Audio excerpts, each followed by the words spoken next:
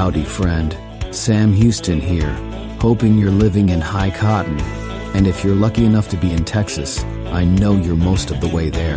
Now enjoy your daily dose of Texas history and Texas pride. Howdy, friend. Welcome back to the Feed Bandit podcast and your Texas history roundup for May 18th. In 1834, Coahuila y Tejas established 3 departments in northern part of the state: Bexar or San Antonio, Brazos, San Felipe, Nacogdoches, and Nacogdoches. These locations had the largest populations.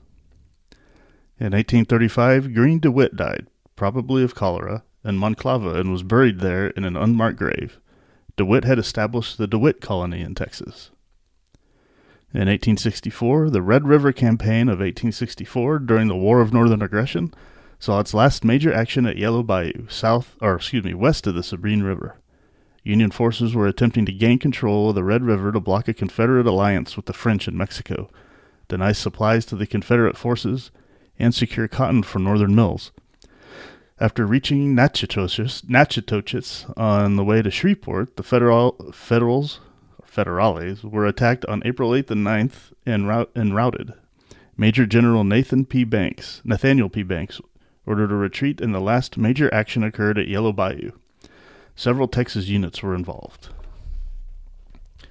In 1871, a band of about 100 Indians from the Fort Sill Reservation attacked Henry Warren's wagon train on the Butterfield Overland Mail route, killing all but one person.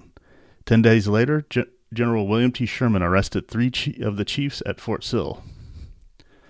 In 1873, after riding 63 miles since crossing the Rio Grande into Mexico, Colonel Ranald S. McKenzie's troopers reached the Rio San Rodrigo, where they soundly defeated the Kickapoo in the largest of 3 villages and burned the other 2, where Lipan and Mescalero Apaches lived. McKenzie thus violated Mexican sovereignty, but he was later officially commended, and the Texas legislature extended, quote, the grateful thanks of the people of our state, end quote. In the years following the War of Northern Aggression, Indians from below the Rio Grande had stolen thousands of livestock, burned many ranches, and murdered scores of settlers in South Texas. Most of these raids were by the Kickapoo, who had migrated to Mexico during the previous quarter century. In 1902, on this Sunday morning, a large part of Goliad was destroyed by a tornado.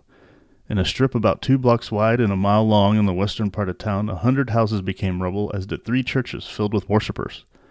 The death toll was 114, with several hundred injured and an estimated 125,000 in property damage. Most of the dead were buried in a single trench, as there was no time to dig graves or conduct individual funerals. At the time, this was the state's most costly tornado catastrophe. In 2018, shortly after school opened, Demetrios Pagortzis, a 17-year-old student at Santa Fe High School in Santa Fe, entered the school's art classroom with a shotgun and revolver. He killed 8 students and 2 teachers, and wounded 13 students. After a standoff with police officers, he surrendered. The guns were registered to his father. Pagortzis was found incompetent to stand trial and was confined to a mental hospital. There were unsubstantiated reports of Pagortzis having been bullied.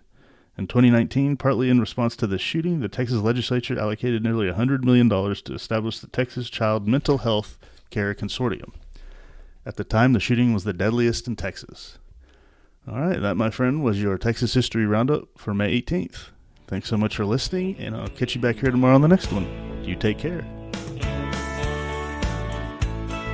Well, there you have it. If you like our podcast, check us out at feedbandit.com. There you'll find awesome Texas First outdoors gear and apparel. Your purchase helps support the Bandits and keeps this podcast on the air, fighting for you and for Texas. Remember, preserve the tradition, protect the legacy. Until next time.